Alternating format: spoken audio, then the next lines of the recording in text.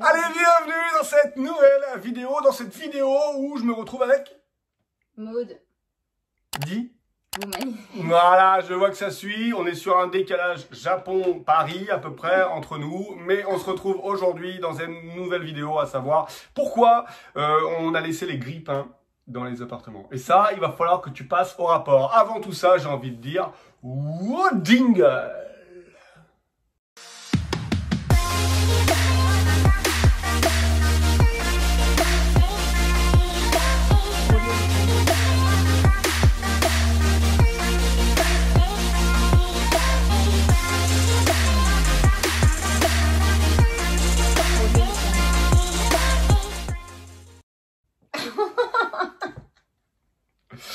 Allez, on se retrouve après ce lancement de jingle qui était assez impressionnant quand même. Ah, sur une échelle de 0 à 10, on était à 12. Allez, on se retrouve aujourd'hui. Si vous ne nous connaissez pas, on se présente brièvement à vous, c'est-à-dire moins de 2 heures pour la présentation. Je m'appelle Laurent Boutillier. Ça va être compliqué avec mon chéri. J'ai 38 ans, je vis aujourd'hui de mes revenus immobiliers après avoir commencé à investir en 2001 et je suis avec ma chérie Woman Invest. Voilà, ou Maud, c'est mon petit prénom. Hein. Donc en effet, on investit dans les immeubles de rapport, c'est notre stratégie. Et je suis CGP et on est à la tête d'une petite tribu de 3 loulous. 3 enfants, CGP pour tous ceux qui ne savent pas. Ah oui, conseiller en gestion de patrimoine, pardon. Conseiller en gestion de patrimoine et à la tête d'un Master 2 en cuisine, c'est ça hein? C'est ça. En gestion de patrimoine. Allez, aujourd'hui, on se retrouve à vous donner 3 arguments. Qu'est-ce qui fait que l'on n'a pas changé les radiateurs dans les logements que vous voyez qui sont juste derrière nous? On vous montrera quelques petites vidéos. On est en train de faire les finitions dans ce logement qui va être mis en location courte durée. Avant tout, est-ce que tu peux nous dire où on se trouve? Est-ce que c'est un immeuble? Est-ce que c'est un appartement? Qu'est-ce que c'est le projet? Alors, donc c'est un immeuble de 3 logements qu'on a acheté fin d'année. C'était en novembre donc 2019. Donc on a 3 logements, dont un avec terrasse et également un rooftop. C'est vraiment la valeur ajoutée de l'immeuble, mais bien évidemment, au vu du contexte que l'on a connu qui est le Covid, tout a été décalé au niveau des travaux. Parce que pour le coup, pour ces 3 logements, on a cassé beaucoup de murs, il y avait tout à refaire. Pour beaucoup, si vous avez suivi, vous avez pu voir un petit peu l'avancée des travaux. On a tout pété. Voilà, mais forcément, on a pris aussi du retard. En tout cas, ce logement-là, c'est donc un des 3 logements qui se trouve au 3e étage. Par la suite, je pense dans l'année qui viendra, on aménagera tout le rooftop. Là, on va déjà mettre une terrasse en place. Exactement. Voilà. Alors, ce logement, donc, on est en train de terminer. On est en bord de mer. On est juste, on est face à la mer. Ce logement terminé, il nous reste les radiateurs à changer. On va donner 3 arguments. Premier argument, qu'est-ce qui fait qu'on n'a pas changé l'ensemble des radiateurs dans cet immeuble? On a parlé donc de la période.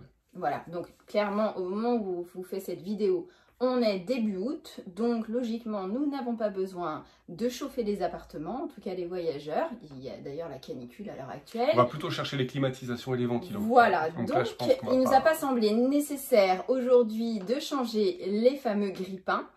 Puisqu'ils ne sont pas utiles aujourd'hui à leur utilisation. Exactement, la période fait qu'on va démarrer effectivement la location, donc pas de nécessité de chauffer pour le moment.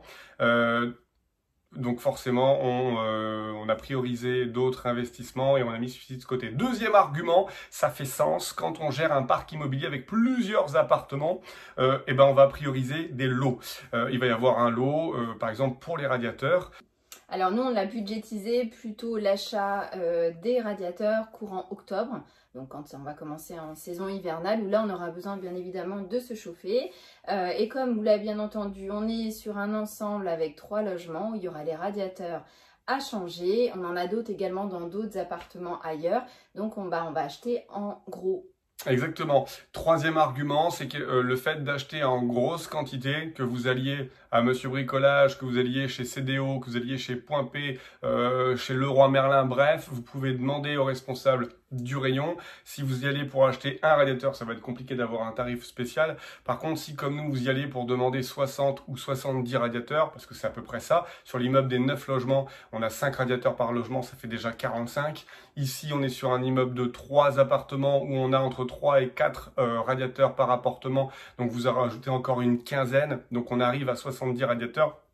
Si vous passez une commande de 70 radiateurs allant de 1000 watts à 2000 watts pour les plus conséquents, forcément vous pouvez négocier un prix qui est beaucoup plus agressif. Vous pouvez également négocier la livraison, etc. de façon à ne pas être embêté avec ces radiateurs. Donc c'est un budget, c'est un lot qui, lorsque vous avez un patrimoine immobilier qui commence à se développer, vous devez réagir sur un volume. C'est-à-dire que nous, aujourd'hui, tant en termes de montant de location, on réagit en termes de chiffre d'affaires. Si on a un objectif de chiffre d'affaires, je dis une bêtise, de 1000 € et qu'on a 3 appartements, on va réagir sur ce chiffre. On ne va pas regarder appartement par appartement. C'est exactement la même chose dans notre sens. C'est de la gestion de trésorerie, hein. Donc tout ça se calcule en amont.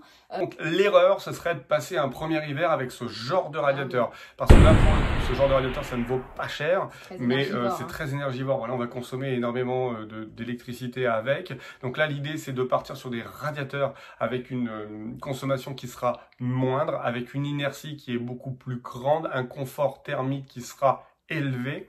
Donc on va partir sur des radiateurs avec des corps de chauffe et des corps en céramique qui vont nous permettre de pouvoir avoir une diffusion de chaleur qui sera beaucoup plus homogène, donc la qualité est là, et puis surtout d'emmagasiner de la chaleur et de la rediffuser même lorsque le radiateur n'est plus en route. Alors, dans la méthode de chauffage et dans notre positionnement sur l'investissement des radiateurs, on a une double interrogation. La première, c'est de savoir quel type de radiateur on met en place, donc quelle puissance et quel type. Pour les logements qui ne sont pas isolés, je vous conseille de partir sur 90 à 100 watts du mètre carré. Vous avez une pièce qui fait 10 mètres carrés, donc 900 à 1000 watts. Vous avez une pièce qui fait 15 mètres carrés, vous allez partir plutôt sur du 1500 watts. Par contre, plus vous allez isoler votre logement, moins vous aurez besoin de consommation, puisqu'il y aura moins de déperdition. Donc sur nous aujourd'hui, on a refait ces appartements, on les a isolés. On va être sur une consommation d'environ 60-65 watts au mètre carré. Donc pour une chambre de 10 mètres carrés, on est sur une consommation d'à peu près 600 à 700 watts. Donc ce qui veut dire que si vous mettez un radiateur de 1000 watts, il va se déclencher moins souvent, il y aura moins de consommation. La deuxième interrogation, c'est de savoir comment on va piloter ces radiateurs. Et là, pour le coup, on l'a vu avec des factures sur une autre location qui était assez élevée. Ouais, sur une autre location d'une maison que l'on a également en LCD, on avait vu la consommation, surtout l'hiver, qui était quand même relativement importante. Et parce que l'été ça marche moins. Bah c'est ça. Enfin quoi qu'il y en a certains qui l'utilisent parfois. On l'a vu dans la salle de bain, les sèche-serviettes qui sont mis à 30 degrés. Enfin voilà. Donc c'est vrai que les clients font pas forcément attention à ce genre de choses. Donc du coup vous avez la possibilité de mettre, vous savez, un système de thermostat à distance. Vous allez pouvoir commander via votre téléphone. Donc ça c'est des choses que l'on va mettre dans certains biens, que l'on voit, où on a pu analyser en tout cas une consommation relativement importante et où on va essayer justement de gérer cette gestion de chauffage. Exactement. Alors vous avez des radiateurs, si aujourd'hui vous avez des radiateurs qui sont existants, qui sont déjà fixés au mur et que vous ne voulez pas changer, vous pouvez rajouter un petit module. C'est un module qui est branché en amont de votre radiateur. Vous avez l'alimentation du radiateur. Avant, vous mettez un module. Ce module, vous le connectez à votre box dans le logement et sur votre téléphone portable, vous téléchargez l'application du module que vous avez installé. Ce qui va vous permettre de pouvoir allumer, arrêter, augmenter ou baisser la température dans la pièce. Première solution. Deuxième solution, vous pouvez très bien acheter des nouveaux radiateurs qui du coup seront équipés de ce petit module qui va vous permettre de pouvoir simplement donc télécharger l'application et le faire. C'est pour les radiateurs. J'en profite également sur l'immeuble des 9 appartements, vous l'avez vu, on a également des chauffe-eau, des ballons d'eau chaude. C'est pas nous qui les avons posés, ils étaient déjà posés quand on a acheté. Ce sont des chauffe-eau qui fonctionnent avec un petit module qui permet d'être activé à distance avec une fonction boost qui permet en 30 minutes d'avoir 80 litres d'eau chaude. 80 litres d'eau chaude, c'est pratiquement 2 douches en simultané parce que c'est un système de double corps de chauffe avec une recharge instantanée, mais ça permet d'avoir 2 douches. Donc ce qui fait que si les locataires arrivent à 15 h, vous pouvez très bien à 14h15 ou à 14h30 activer la fonction boost pour que quand ils arrivent à 15 h, ils peuvent tout de suite avoir de l'eau chaude. Ce qui fait que s'il n'a pas été loué pendant 2 jours, il n'y aura pas eu de consommation et l'eau n'aura pas été chauffée pour rien dans le ballon d'eau chaude. Autrement dit, vous voyez, c'était un peu provocateur cette petite vignette en Oui, disant... parce qu'on a eu des questions là-dessus, c'est pour ça qu'on s'est dit tiens, on va faire une petite vidéo par rapport à ça. Exactement, mais tout est réfléchi.